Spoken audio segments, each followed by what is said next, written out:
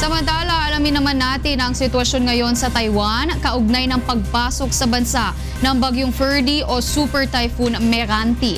At live mula sa Taiwan ang ating correspondent na si Amiel Pascual. Go ahead, Amiel.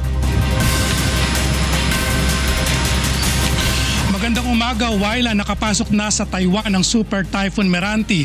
Nararamdaman na sa iba't ibang bahagi ng Taiwan, partikular sa Pingtung ang lakas ng hangin at ulan na dala ng Super Typhoon Meranti. Ayon sa Taiwan Central Weather Bureau, ang bagyo ay may lawak na 220 kilometers, lakas na 209 kilometers per hour at pagbugso ng hangin na aabot sa 263 kilometers per hour. Tinatahak nito ang direksyon ng west-northwesterly patungo sa dulong timog na bahagi ng isla sa bilis na 18 kilometers per hour. Una rito ay naglabas na ng sea and land warning ang Taiwan Weather Bureau at simula pa kagabi ay inanunsyo na ng mga otoridad na walang pasok sa opisina at eskwelahan ang mga local government sa southern at eastern Taiwan, partikular sa Kaohsiung, Pingtung, Hualien, Taitung at Penghu Island.